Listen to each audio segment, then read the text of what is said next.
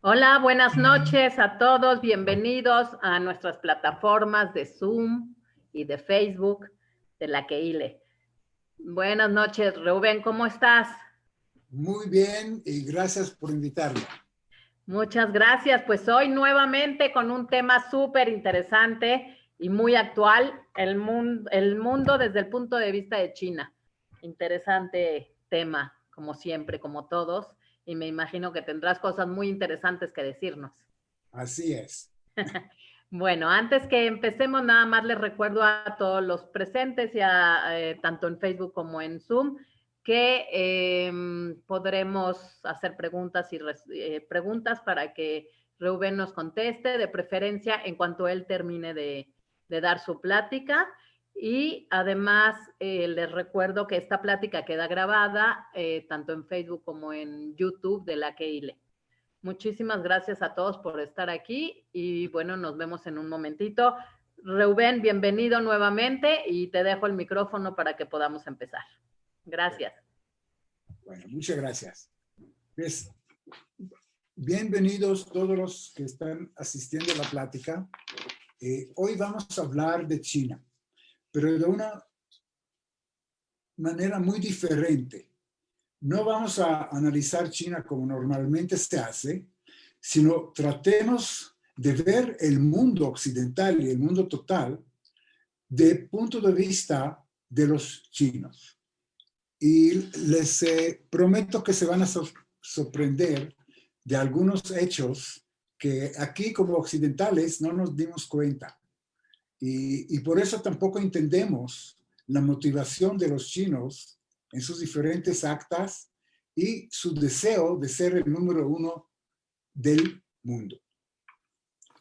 Vamos a empezar con algunos antecedentes. Para esto quisiera compartirles la pantalla. A ver.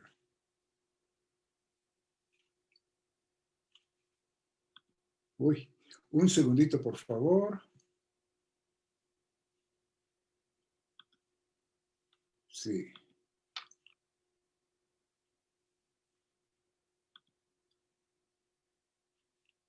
No la ven, ¿verdad? No, aún no. Sí. Voy a tener que... Yo no sé si me perdió, ya estuvimos acá. Sí, ya la probamos antes. ¿Sí?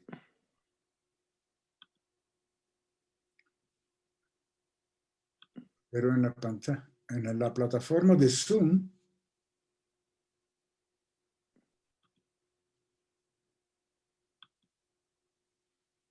ya. ¿Estamos bien? Sí, muy Listo, bien, ya, Rubén. ya la vemos. Ok. Perdona. Nada más antes de que empieces, Rubén, les pido a todos apagar sus micrófonos para que podamos escuchar perfectamente a Rubén. Gracias. Bien. Bien. Entonces, como hemos dicho, vamos a analizar el mundo desde el punto de vista de China. Y tal vez vamos a entender un poco mejor las motivaciones y los objetivos de China. Quiero empezar con antecedentes que son importantes. Les cuento que China, desde la Edad Media y antes, tenía una tecnología muy avanzada, pero no la usaba para fines bélicos. Ellos hace miles de años conocían la pólvora, antes que los europeos y los occidentales, pero la usaban solamente para fines exclusivos ceremoniales. Ellos tenían muy grandes barcos, navegaron los océanos muchos años antes de los europeos. Cuando los europeos estaban navegando en el charco del Mediterráneo, ellos ya navegaron en los océanos. Ellos tenían muy buena tecnología. Imagínense que inventaron la brújula en el siglo XI. Poseían conocimientos de navegación muy avanzados y exploraron el mundo. Se fueron a la India, a África, muchos antes de que los europeos, pero todo era por fines ceremoniales de visitar los emperadores de estos continentes, pero nada de comercio y nada de guerra. ¿Y por qué todo eso? Porque los chinos, desde el siglo XIII, cuando fueron invadidos por los mongolos, no tenían ningún enemigo en el mundo. Desde el siglo XIII, China no conoce ningún enemigo. Y desde esta época se concentraron en ellos mismos. Tenían una economía, a propósito, la más grande del mundo. Producían todo lo que necesitaban, eran autosuficientes y no necesitaban lapsos con el mundo occidental. Eso acabó en 1839 con las famosas guerras de opio, que ahora vamos a mencionar. Es importante destacar las reglas de comercio que pusieron los chinos. Como no necesitaban a nadie, todas las exportaciones e importaciones eran un monopolio de empresas del emperador. Ningún barco extranjero podría acercarse a un puerto chino, peor aún, desembarcar y buscar mercancía en el continente. Cuando un barco extranjero quería hacer negocios con China, tenía que anclar mar adentro y barcos chinos le llevaron la mercancía que quería comprar o quería vender. Entonces era un monopolio completo del emperador. También había impuestos sobre la importación, porque no tenían interés del comercio, y estaba prácticamente cerrado para el comercio internacional. Esta situación siguió algunos años hasta el siglo XV. ¿Qué pasó en el siglo XV?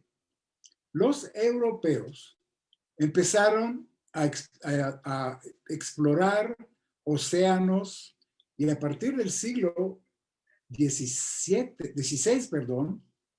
se desarrolló en Europa una gran demanda de productos chinos. Entonces, primero eran los holandeses, los portugueses, los españoles, los ingleses. Todos los europeos exploraron los océanos para ver fuentes de riqueza. Bien. Entonces, en esta época, por la ruta de seda, ya los europeos conocieron algunos productos chinos que no tenían competencia, que no tenían otra fuente de conseguirlos. Y como, por ejemplo, ¿cuál era? ¿Alguien me puede ayudar? Bueno, el primero era la porcelana. La porcelana china era de muy alta calidad y todas las casas reales de Europa querían este tipo de servicios para servir el té, para comer, etcétera, etcétera. Y era realmente de una calidad que no se encontró en ninguna parte del mundo. Aquí podemos ver otro ejemplo de la fina porcelana china que tenía una demanda creciente a partir del siglo XV en Europa. Fíjense qué preciosidades hasta la fecha. Bueno, otro producto que lo vemos acá era la seda. Los europeos no conocían la seda, se vestían en ropa color marrón o negro o aburrido, pesada de lana. No conocían la seda tan brillante, tan liviana y tan elegante. China en esta época era el único país del mundo que tenía los tejidos de seda. Y era otro producto muy importante. Aquí, por ejemplo, tenemos una foto del Museo del Louvre en París, donde hay una vestimenta de la realeza francesa en esta época. Claro que está hecho de pura seda.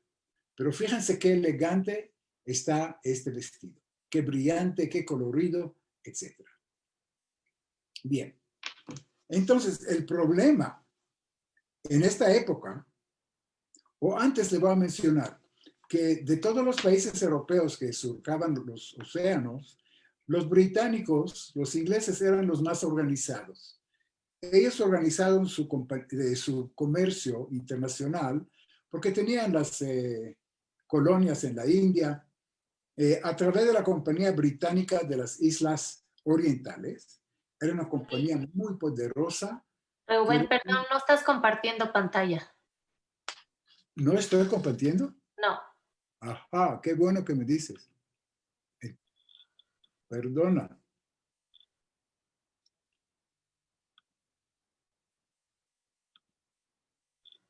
Pero ya estaba compartido. A ver. Algo está fallando hoy. Porque sí es importante que vean. Entonces, Ahora ¿no ven? ¿Ahora sí? Ahora sí. Ajá. Bueno, entonces regreso rapidísimo. La porcelana que mencionamos, no sé si la vieron. Aquí vemos otro ejemplo. Otro ejemplo. Que si la porcelana era muy cotizada en Europa, la seda, como hemos hablado, mira los tejidos de seda. Ese es el vestido de Louvre en París, de una realeza francesa. Bueno, ahora, los europeos se encontraron con una situación insoportable, insostenible. ¿Y cuál era? Que ellos querían importar de China muchísimo, de todo lo que hemos hablado. No mencionamos un producto, lo más importante, que es el té. El té en esta época todavía no crecía en India, y China era el único proveedor de té. Y sabemos lo que significa el té para los ingleses. Entonces, la situación insostenible era que ellos tenían mucho que comprar de China, pero no tenían nada que venderle a China. Y con esto, la balanza de pago era negativa para China y no tenía interés. Entonces, los ingleses astutos buscaron, de donde no es posible, un producto que podrían vender a China para poder compensar un poco el comercio con China y hacerlo más equitativo. El primer producto que buscaron y encontraron era alguna planta que creció en la India, que era una colonia de ellos, y es el algodón. En China no conocían el algodón y al principio realmente era un rubro importante. China importó mucho algodón de ellos y el comercio aparentemente fluía normalmente. Pero los chinos, como hasta hoy, son muy buenos copiadores. ¿Qué pasó con este algodón? Después de 1 o 2 años, ellos sacaron la semilla del mismo algodón y desarrollaron plantaciones enormes de algodón, y después de 4 o 5 años volvió la situación como antes. Los ingleses no tenían nada para venderlo a los chinos. En cambio, requerían mucha mercancía muy cotizada en Europa. Entonces se llegó otra vez a una situación donde no hubo comercio. Los chinos no se preocupaban, pero los ingleses y los europeos sí. ¿Y qué hicieron? Buscaron otro producto que podría ser vendido a los chinos. ¿Y cuál es este producto? Esta vez encontraron un producto mejor que crecía en Nepal y en la India también, y se llama opio. Entonces, por contrabando, contrabandeaban opio a China, porque legalmente no lo podrían hacer. Y llegó la situación tan crítica que era realmente una epidemia de opio. Se abrió en todos los puertos y todas las ciudades chinas casas de opio, donde los chinos pasaban todo el día ilusionando, no trabajando, no haciendo negocios, etc. El emperador de esa época era tan inocente que escribió una carta a la reina Isabel y se quejó de la actitud inmoral de la Compañía Británica de las Islas Orientales. ¿Cómo pueden envenenar a su pueblo? Pero claro, ni respuesta recibió y decidía tomar cartas en el asunto. Primero, aquí vemos otra casa de opio ya del siglo XIX. Fíjate, esta enfermedad les dejó allá durante 3, 4 siglos. Entonces, primero organizaron sanatorios donde pensaban que pueden curar a los adictos. Aquí vemos los chinos del emperador están trayendo una persona adicta a uno de esos sanatorios.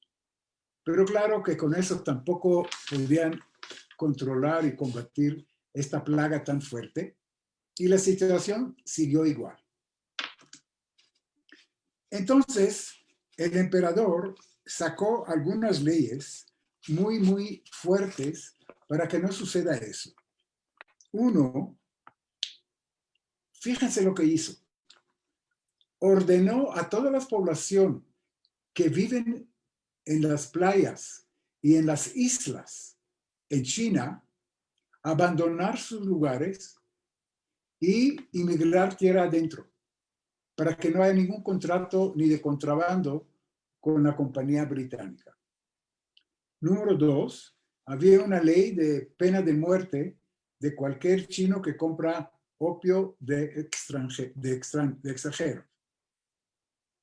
Dicen que en esta época había 12 millones de adictos. En esta época era una cifra muy, muy elevada. Y también prohibió realmente, puso más impuestos sobre la exportación y todo lo demás. Para resumir este capítulo, China se cerró otra vez hacia el occidente y no quería saber nada de comercio ni de relaciones con el mundo, porque tanto daño les han hecho. Y aquí entendemos las dos guerras de opio.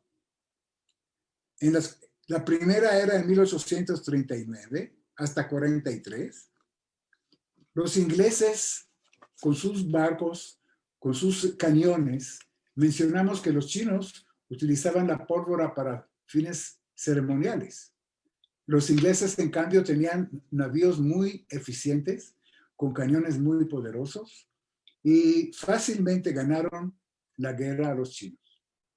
Y en 1942, en Nanjing, que es una ciudad de China, firmaron un tratado de paz muy, muy humillante para China, en el cual China se obligó a pagar todos los costos de la guerra, se obligó a abrir un puerto que se llama Hong Kong a los británicos, quiere decir, ya pueden entrar a China como cuando quieran, y le dieron concesión de zonas libres en otros 5 puertos.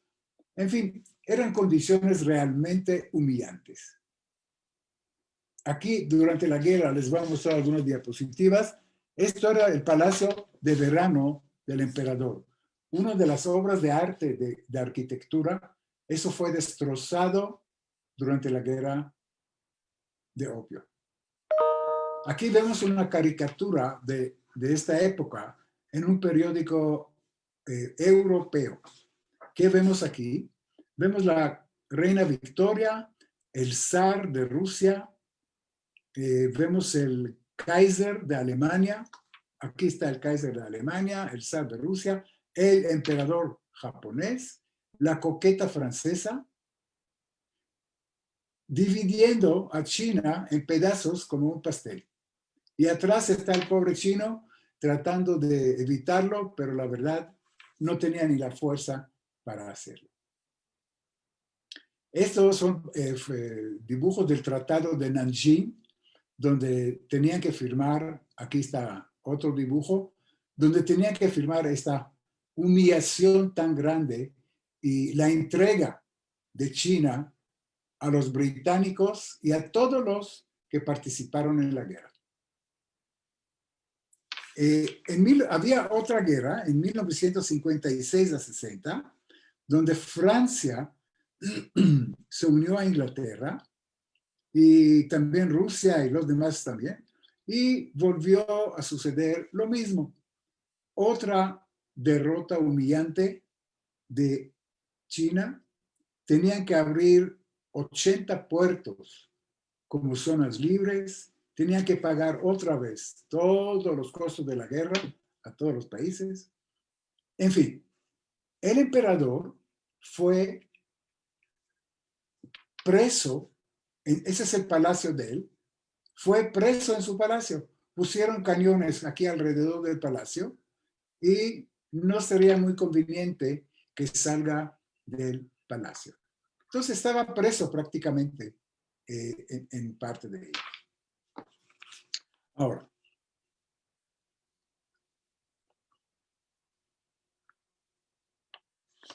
les menciono que después de la Segunda Guerra de Opio, la economía de China, que era el número 1 del mundo, quiere decir, ya estuvimos en estos andantes. Ahora vamos a regresar a eso. Pero ya estaba en esta época. Cuando terminó la guerra, la economía china estaba en la mitad del volumen que estaba antes de empezar la guerra. Ahora, aquí, en 1860 o 1855, depende como quieren, para los chinos empezaron los 100 años de humillación. Eso es muy importante. 100 años de humillación. Y les voy a contar por qué. Fíjense, Estados Unidos, y les voy a mencionar país por país. Estados Unidos patrullaba las aguas del río Yangtze durante 100 años, hasta el año 1953. Inglaterra obligó a China, y aquí quiero mostrarles un mapa. Inglaterra obligó a China a entregarles, claro, hemos hablado de Hong Kong y 80 puertos más. Y también, aquí vemos todos los puertos. Aquí que vemos es Birmania o Myanmar hoy en día. Entonces, toda esta zona, que era parte de China, fue abatida por Inglaterra. Y si creen que con eso es suficiente, no es. Todo lo que es Tibet hoy en día, fíjense qué gran superficie, también fue abatido de China por los ingleses. ¿Ok? Quiero que se den cuenta de algo que tal vez es muy importante. Si agregamos la superficie de Tibet y Burma, Myanmar, ¿qué me pueden decir comparando con la India? Es más grande que la propia India. Y sabemos que India es un país enorme. Es un semicontinente. Entonces, solo Inglaterra abatió de China una superficie enorme de tierra. Rusia zarista, nada más les quitó toda esta parte del norte. Aquí está el puerto de Vladivostok hoy día. Es un puerto soviético o ruso. Pero mira la cantidad de terreno que ganó o que la abatió Rusia. Y aquí también, en esta parte, toda esta parte era China y Rusia se apoderó con esos famosos tratados de paz. Vamos a seguir, porque no solamente Rusia. ¿Qué me dicen de Francia? La coqueta Francia le quitó a China toda esta parte que vemos acá en blanco y rojo, en al sur, ¿no? Todo eso era parte de China. Hoy día comprende 3 países, no uno, 3. Vietnam, Camboya y Laos. Fíjense qué extensión tremenda arrebató Francia a China y formó la Indonesia, China, un protectorado francés. Ahora hablamos de Japón. Japón, el más cruel tal vez, les arrebató toda la península coreana, toda esta parte que se llama Manchuria. Fíjense qué gran extensión, más grande que la India, ¿verdad? Comparan y verán. Ahora, esta zona tenía muchos minerales de hierro y otras cosas preciosas. Entonces, Japón nada más se apoderó de toda esta parte. En otras partes, lo que vimos en la caricatura, que los europeos están sentando y cortando pedazos de pastel, no era un chiste, era la triste realidad. Y la conclusión de los chinos era muy sencilla. La debilidad invita la agresión. Si somos débiles, nos van a agredir. Si vamos a ser fuertes, podemos protegernos. Bueno, quiero terminar aquí solamente con algunas diapositivas más. Bueno, los japoneses crueles mataron chinos como perros. Era una guerra muy sangrienta. Aquí está la entrada de los japoneses a Beijing, a la capital. Aquí está la llegada de los japoneses a Shanghái, al sur, a más al sur. Bueno, entonces con este capítulo entendemos, y resumo, los 100 años de humillación que llaman los chinos y que mientras son débiles les van a atacar. Otro punto importantísimo que quiero explicar es que China es una potencia naval. Prácticamente todo su comercio, toda conexión con el mundo es por los océanos. Por tierra, ellas tienen hoy día trenes y carreteras, pero en esta época no tenía nada. Entonces la única manera de tener el contacto con el mundo era a través de los océanos. Es un país marítimo. Entonces, China es una potencia naval que no puede proteger sus rutas marítimas. Y para eso quiero mostrarles un estrecho que está entre Indonesia y Malasia, que se llama el Estrecho de Malaca. Entonces, es prácticamente la única vía marítima para llegar a China desde Medio Oriente, Europa, etc. Porque no hay otra manera de penetrar, eso es el océano chino, no hay otra manera sino hay que pasar por este estrecho. Y 90% del tráfico marítimo de China pasa por vías marítimas fuera de control de China. Porque ¿quién controla esa es la 7ª flota de la Armada de Estados Unidos? Quiere decir, Estados Unidos y sus aliados.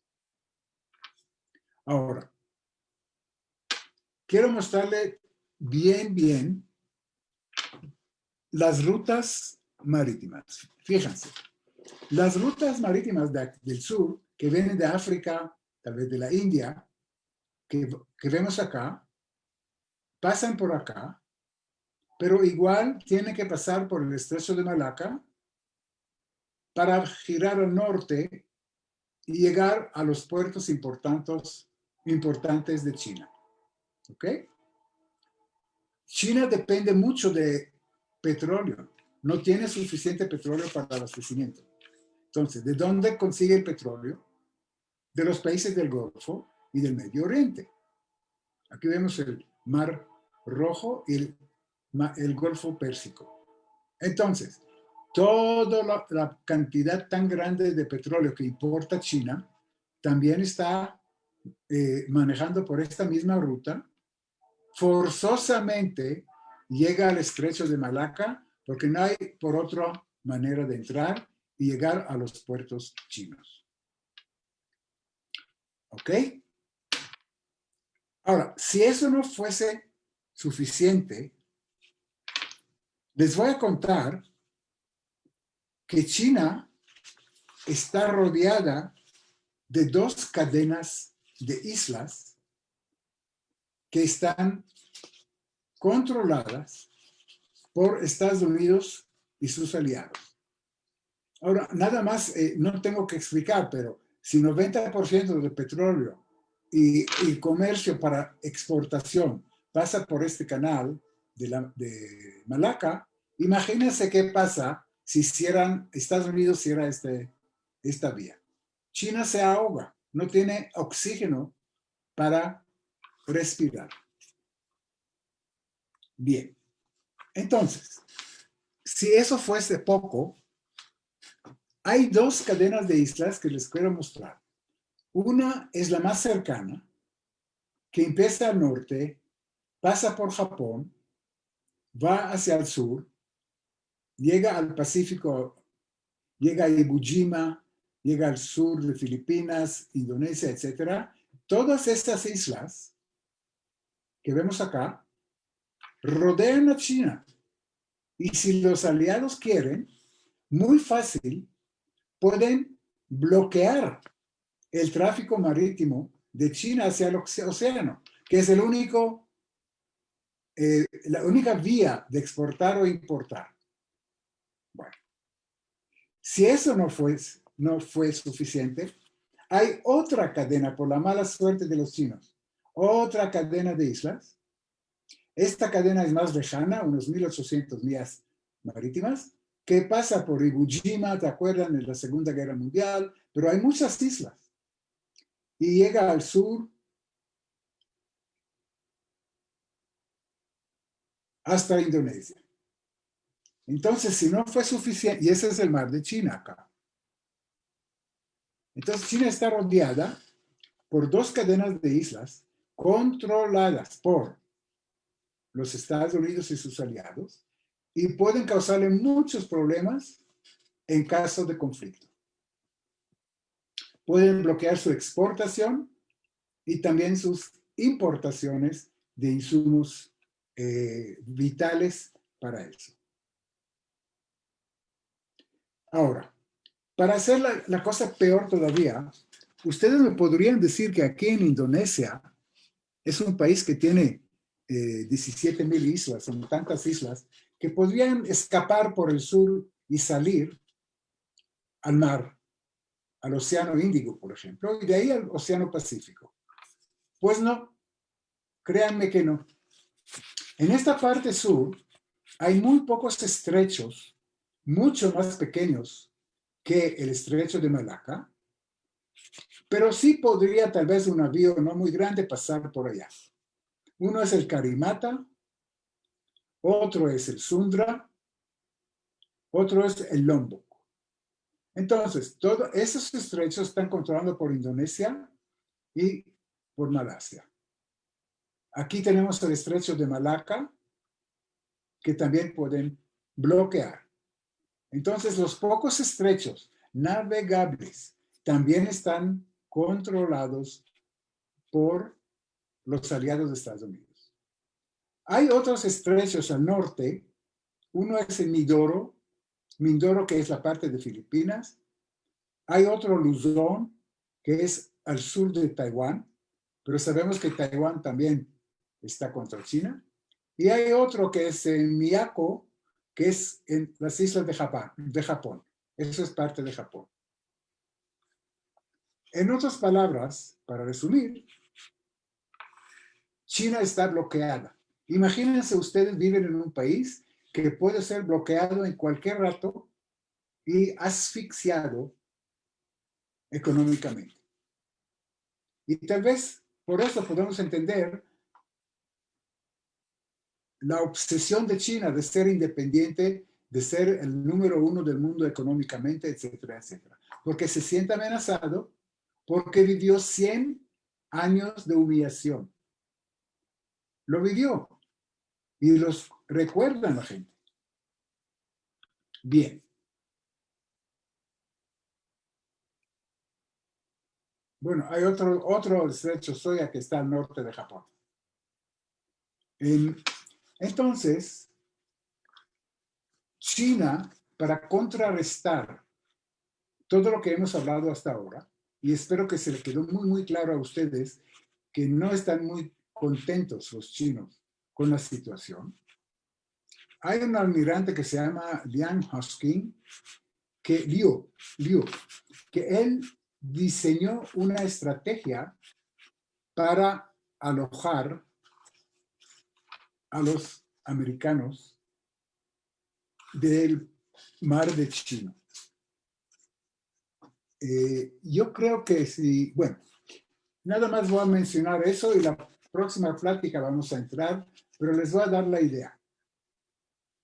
Según él, según este plan estratégico, China va a conquistar todo lo que vemos acá, que es el mar de China, todo es el mar de China, dentro de la primera cadena de islas que les están bloqueando. Esto quieren llegar en 2025. Bueno, ese es un objetivo, pero eso es lo que quieren hacer. En la segunda etapa, ellos quieren conquistar toda la parte desde el mar de China y aparte del Océano Pacífico, todo lo que está dentro de la segunda cadena de islas, hasta Iwo como control de China. Y eso quieren negar, creo que en 2050. Y la última etapa es conquistar prácticamente todo lo que es el Océano Pacífico para tener libre salida y entrada de mercancías, de gente y todo. Y eso quieren negar en este plan estratégico en 2050. Entonces, yo quisiera, porque ya estamos casi para abrir un poco de la sesión para preguntas, pero para resumir, hemos visto que los chinos que no querían comercio con el occidente les obligó a fuerzas con 2 guerras de opio a abrirse, pagar los costos de la guerra, humillarse durante 100 años. Todos los países que participaron aprovecharon de la pobre China, o no de la pobre, pero de China, y esa situación llevó una influencia. Cuando ustedes hablan en China de los 100 años de humillación, cualquier niño de colegio sabe de qué estamos hablando. Bien, voy a dejar de compartir y por favor quisiera abrir la sesión para cualquier pregunta, observación o cualquier cosa. Muy bien.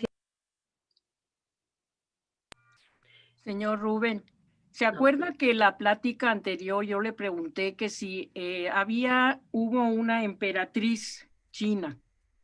Creo que fue justamente después de que empezaron a acceder a importar el opio, que ella estuvo en esa época, y se me hace que fue justo en esa época cuando empezaron ellos a ser dominados por todos los demás países, y ella envió a mucha gente a Estados Unidos y así para que estudiaran y vieran cómo era la vida de los occidentales y ver si les convenía o si podían aprender de ellos. No sé si creo que fue por esa época más o menos. ¿Qué opina usted?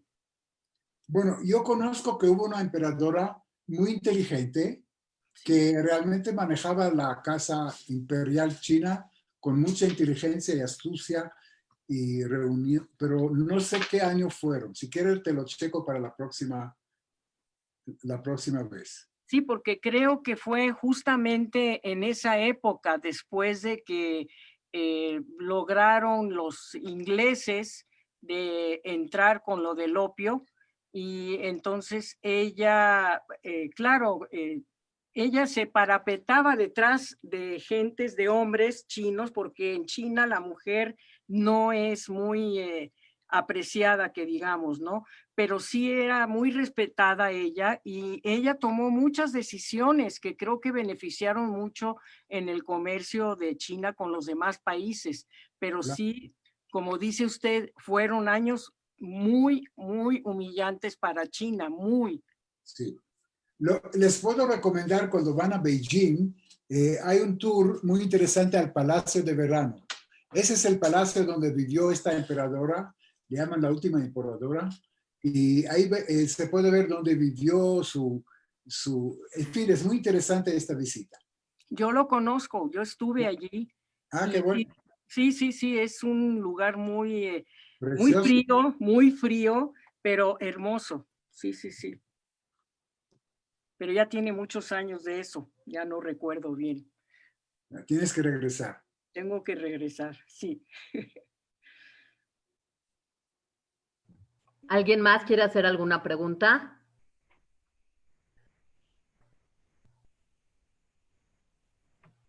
En Facebook tenemos unas felicitaciones. Muy buena plática, gracias. Pero si alguien quiere hacer alguna pregunta, abra su micrófono en Zoom o si lo quiere hacer en Facebook, con mucho gusto yo las leeré. Entonces, voy a aprovechar una observación. Cuando nosotros vemos los chinos, y la próxima vamos a hablar de la ruta de seda y todo lo que están haciendo para contrarrestar esta situación. Pero si no entendemos todo lo que hablamos, decimos qué chinos agresivos, desgraciados, cómo están portándose, etc. Entonces sí hay que entender que tuvieron un pasado y unas experiencias bastante desagradables de parte del occidente. Sí. Philip, ¿quería decir algo? Sí, abre tu micrófono, Filip, por favor. Felicidades, Rubén, como de costumbre, los datos y tanto estudio que tienes, no solamente sobre el Medio Oriente, sino que el Oriente en general. Sí.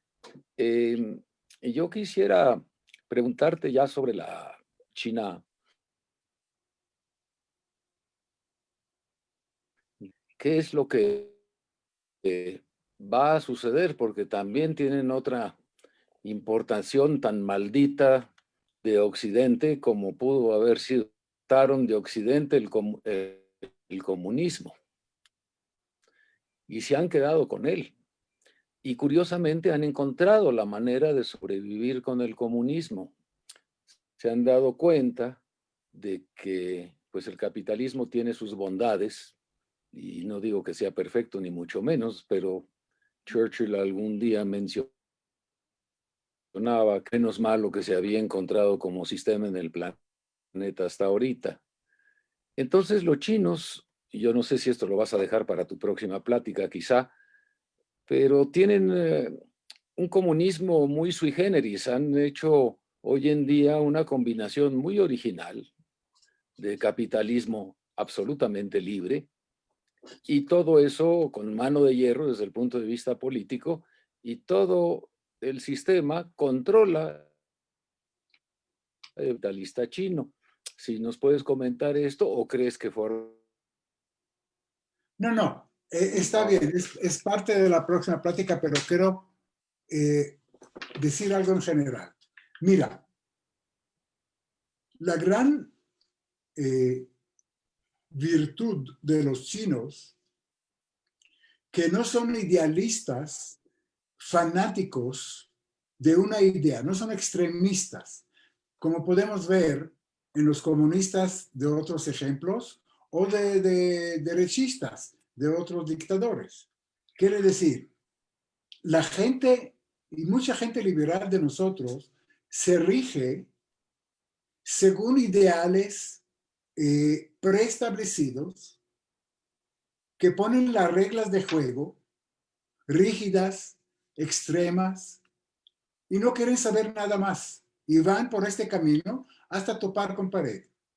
En cambio, los chinos, la virtud de los chinos es que son muy prácticos, no son fanáticos. Cuando ven algo que les conviene, inmediatamente incorporan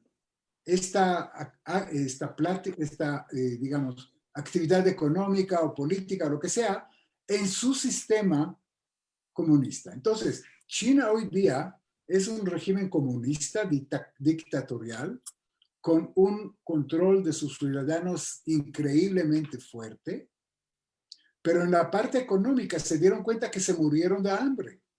Hubo una hambruna en China en la época de Mao Zedong, y murieron 40 millones de personas.